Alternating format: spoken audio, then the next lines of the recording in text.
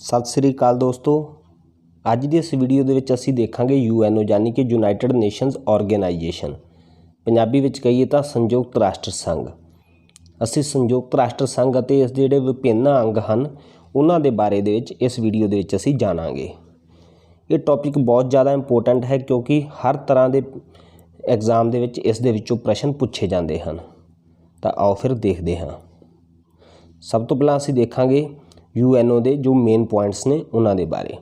इसकी जो स्थापना है वो 24 अक्तूबर 1945 ईस्वी में हुई सी। तो इसकी स्थापना का जो मुख्य मंतव सी वो सी विश्व शांति स्थापित करना, क्योंकि 1945 दे विच दूसरा विश्व युद्ध हो के हटिया सी अते इसकी स्थापना का मुख्य उद्देश्य ही ये सी कि दोबारा इदां दा युद्ध ना होवे अते विश्व दे विच शांति स्थापित की जा सके। जदों इसकी स्थापना हुई सी तां इसके मैंबरां की संख्या सी 51, पर अज के समय दे इस दे मैंबर हैं 193। तो 193वां जो इसका मैंबर है वो है दक्षिणी सुडान, साउथ सुडान जिसनों कहा जाता है, वो इसका 193वें नंबर का मैंबर है। अते वो 2011 ईस्वी दे विच इस दे नाल जुड़िया सी, यानी कि इसका मैंबर बनया सी। ये प्रश्न भी कुछ पेपरों के पूछा जा चुका है कि साउथ सुडान किहड़े साल यूनाइटेड नेशन का मैंबर बनया सी, तां कदों बनया सी 2011 दे विच। इसका जो हैडकुआटर है, इसका मुख्य दफ्तर वो है न्यूयॉर्क दे विच। ते जो इस दियां आधिकारिक भाषावां ने वो हैं इंग्लिश, फ्रेंच, अरेबिक यानी कि अरबी, चाइनीज, रशियन ते स्पैनिश। पर जो इसका रोज़मर्रा का जो काम है वो इन्हां दो भाषावां दे विच ही हुंदा है, यानी कि अंग्रेजी अते फ्रेंच दे विच। अगे असीं जानते हैं इस दे जो विभिन्न अंग हैं वो किहड़े हैं। सब तो पहला नाम आता है जनरल असैंबली का, यानी कि महासभा। उस तो अगे है सिक्योरिटी काउंसिल यानी कि सुरक्षा परिषद। उस तो अगे इकनॉमिक एंड सोशल काउंसिल, आर्थिक अते समाजिक परिषद। उस तो अगे है इंटरनेशनल कोर्ट ऑफ जस्टिस, जिसनों असीं अंतरराष्ट्रीय अदालत के नाम दे नाल जानते हैं। अगे है सैक्रैटरीएट यानी कि इसका सकत्रेत। उस तो अगे है ट्रस्टीशिप काउंसिल यानी कि न्यास परिषद। हुण असीं इन्हां सारे अंगां दे बारे विस्तार नाल जानते हैं एक एक करके। सब तो पहला है जनरल असैंबली यानी कि महासभा। इसनूं पूरे विश्व की संसद के रूप में जानिया जाता है, पार्लीमेंट ऑफ द वर्ल्ड इसनूं कहा जाता है।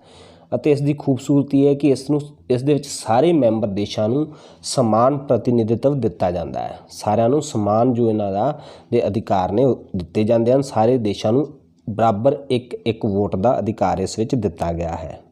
तो इस दे मैंबरां की संख्या 193 ही है, जो कि यूनाइटेड नेशनस के मैंबर हैं वही सारे जनरल असैंबली के मैंबर भी मन्ने जाते हैं। इसका जो सालाना जो इसका सैशन है वो सितंबर दे विच हुंदा है। हर साल सितंबर दे विच इसका सालाना सैशन हुंदा है। तो उस दे विच हर साल एक प्रेजिडेंट उस सैशन के लिए चुनिया जाता है। 75वां जो प्रेजिडेंट सी जो वर्तमान समय दे विच चल रहा है वो है वॉल्कन बॉसगीर। तो जो आने वाले इस साल सितंबर दे विच जो सैशन होना है उस दे लई जो 76वां प्रेजिडेंट चुनिया गया है वो है अब्दुल्ला शाहिद, जो कि मालदीव दे हैं। ये प्रश्न पूछा जा सकता है कि यूएनओ जनरल असैंबली के जो 76वें प्रेजिडेंट हैं वो कौन हैं, तो कौन हैं जां किस देश के नागरिक हैं। तो उन्होंने नाम है अब्दुल्ला शाहिद अते वो मालदीव्स के नागरिक हैं। अगे असीं गल करते हैं यूएनओ सिक्योरिटी काउंसिल यानी कि संयुक्त राष्ट्र सुरक्षा परिषद के बारे। इसकी स्थापना का उद्देश्य अंतरराष्ट्रीय शांति अते सुरक्षा है। इसके मैंबरां की गिनती है 15। इस 15 मैंबर होंदे हैं, जिन्हां विचों 5 परमानेंट मैंबर अते 10 नॉन परमानेंट मैंबर हैं। परमानेंट मैंबरां दे विच नाम आउंदा है यूएसए, रशिया, चाइना, ब्रिटेन ते फ्रांस का।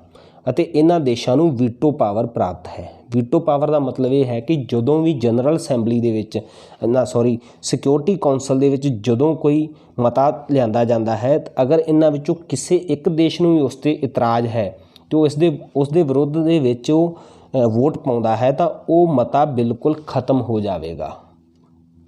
सो इसनूं कहा जाता है वीटो पावर। तो जिहड़े इसके नॉन परमानेंट मैंबर हैं वो 2 साल के लिए चुने जाते हैं। अते जो यूएनओ के ਜਿਹੜੇ ਮੈਂਬਰ ਦੇਸ਼ ਹਨ ਉਹਨਾਂ ਦੇ ਵਿੱਚੋਂ ਹੀ ਉਹ ਵਾਰੀ-ਵਾਰੀ ਨਾਲ ਚੁਣੇ ਜਾਂਦੇ ਹਨ ਅਤੇ ਸਾਡਾ ਦੇਸ਼ ਅੱਜ ਤੱਕ 8 ਵਾਰੀ ਇਸ ਦਾ ਨੌਨ ਪਰਮਾਨੈਂਟ ਮੈਂਬਰ ਰਹਿ ਚੁੱਕਿਆ ਹੈ ਸਿਕਿਉਰਿਟੀ ਕੌਂਸਲ ਦਾ। ਸਿਕਿਉਰਿਟੀ ਕੌਂਸਲ UNO ਦਾ ਸਭ ਤੋਂ ਜ਼ਿਆਦਾ ਇੰਪੋਰਟੈਂਟ ਔਰ ਸਭ ਤੋਂ ਜ਼ਿਆਦਾ ਅਧਿਕਾਰ ਰੱਖਣ ਵਾਲਾ ਅੰਗ ਹੈ। ਅੱਗੇ ਗੱਲ ਕਰਦੇ ਹਾਂ ਅਸੀਂ ਇੰਟਰਨੈਸ਼ਨਲ ਕੋਰਟ ਆਫ ਜਸਟਿਸ ਦੀ, ਯਾਨੀ ਕਿ ਅੰਤਰਰਾਸ਼ਟਰੀ ਅਦਾਲਤ। ਇਸ ਦੀ ਸਥਾਪਨਾ 3 ਅਪ੍ਰੈਲ 1946 ਈਸਵੀ ਨੂੰ ਹੋਈ ਸੀ ਅਤੇ ਇਸ ਦਾ ਜਿਹੜਾ ਹੈੱਡਕੁਆਟਰ ਹੈ ਉਹ ਹੈ ਹੇਗ ਦੇ ਵਿੱਚ, ਜੋ ਕਿ ਨੀਦਰਲੈਂਡ ਦੇਸ਼ ਦੇ ਵਿੱਚ ਹੈ ਅਤੇ ਇਹ ਇਕਲੌਤਾ ਹੀ UNO ਦਾ ਇੱਕ ਅੰਗ ਹੈ ਜਿਸ ਦਾ ਜਿਹੜਾ ਹੈੱਡਕੁਆਟਰ ਹੈ ਉਹ ਨਿਊਯਾਰਕ ਤੋਂ ਬਾਹਰ ਹੈ। ਬਾਕੀ ਸਾਰਿਆਂ ਦਾ ਹੀ ਹੈੱਡਕੁਆਟਰ ਨਿਊਯਾਰਕ ਦੇ ਵਿੱਚ ਹੈ, ਪਰ ਜੋ ਇੰਟਰਨੈਸ਼ਨਲ ਕੋਰਟ ਆਫ ਜਸਟਿਸ ਹੈ ਉਸ ਦਾ ਹੈੱਡਕੁਆਟਰ ਹੇਗ ਦੇ ਵਿੱਚ ਹੈ। ਔਰ ਜਿਸ ਬਿਲਡਿੰਗ ਦੇ ਵਿੱਚ ਇਸ ਦਾ ਹੈੱਡਕੁਆਟਰ ਹੈ ਉਸ ਨੂੰ ਕਿਹਾ ਜਾਂਦਾ ਹੈ ਪੀਸ ਆਫ ਪੈਲੇਸ, ਯਾਨੀ ਕਿ ਸ਼ਾਂਤੀ ਮਹਿਲ। ਇਹ ਵੀ 1-2 ਪ੍ਰੀਖਿਆਵਾਂ ਦੇ ਵਿੱਚ ਪ੍ਰਸ਼ਨ ਪੁੱਛਿਆ ਜਾ ਚੁੱਕਿਆ ਹੈ, ਸੋ ਆਪ ਲੋਕਾਂ ਨੇ ਯਾਦ ਰੱਖਣਾ ਹੈ। ਇਸ ਦੇ ਵਿੱਚ ਜੋ ਜੱਜਾਂ ਦੀ ਸੰਖਿਆ ਹੈ ਉਹ ਹੈ 15, ਪਰ ਕੋਈ ਵੀ ਕਿਸੇ ਵੀ ਦੇਸ਼ ਦੇ ਇੱਕ ਤੋਂ ਵੱਧ ਇੱਕੋ ਸਮੇਂ ਜੱਜ ਨਹੀਂ ਹੋ ਸਕਦੇ।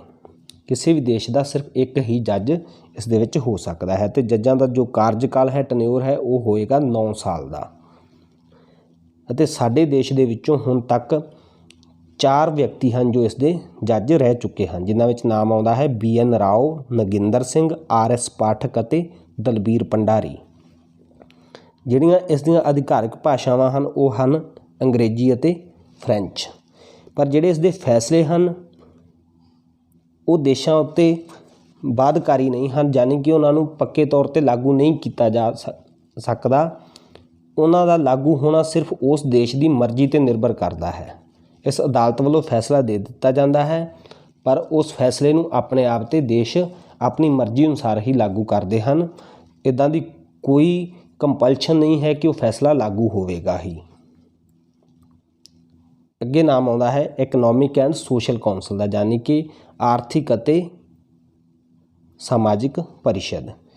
ਇਸ ਦੇ ਜੋ ਮੈਂਬਰਾਂ ਦੀ ਸੰਖਿਆ ਹੈ ਉਹ ਹੈ 54 ਅਤੇ ਉਹਨਾਂ ਦਾ ਜੋ ਟੈਨਿਓਰ ਹੈ ਉਹ 3 ਸਾਲ ਦਾ ਹੁੰਦਾ ਅਤੇ ਉਸ ਦੇ ਵਿੱਚੋਂ 1/3 ਮੈਂਬਰ ਹਰ ਸਾਲ ਰਿਟਾਇਰ ਹੋ ਜਾਂਦੇ ਹਨ। ਇਸ ਦਾ ਮੁੱਖ ਕੰਮ ਇਹ ਹੈ ਹਥਿਆਰਾਂ ਅਤੇ ਯੁੱਧ ਨੂੰ ਛੱਡ ਕੇ ਬਾਕੀ ਜਿੰਨੇ ਵੀ ਮਹੱਤਵਪੂਰਨ ਮੁੱਦੇ ਹਨ ਅੰਤਰਰਾਸ਼ਟਰੀ ਪੱਧਰ ਦੇ, ਉਹਨਾਂ ਸਾਰਿਆਂ ਨੂੰ ਡਿਸਕਸ ਕਰਨਾ। ਇਸ ਦਾ ਸਾਲ ਦੇ ਵਿੱਚ 2 ਵਾਰੀ ਜੋ ਇਸ ਦਾ ਸੰਮੇਲਨ ਹੁੰਦਾ ਹੈ, ਇੱਕ ਅਪ੍ਰੈਲ ਦੇ ਵਿੱਚ ਹੁੰਦਾ ਹੈ ਜੋ ਕਿ ਨਿਊਯਾਰਕ ਦੇ ਵਿੱਚ, ਅਤੇ ਦੂਸਰਾ ਜੁਲਾਈ ਦੇ ਵਿੱਚ ਜਨੇਵਾ ਦੇ ਵਿੱਚ ਹੁੰਦਾ ਹੈ। ਅੱਗੇ ਗੱਲ ਆਉਂਦੀ ਹੈ UNO ਸੈਕਟਰੀਏਟ, ਯਾਨੀ ਕਿ UNO ਸਕੱਤਰੇਤ।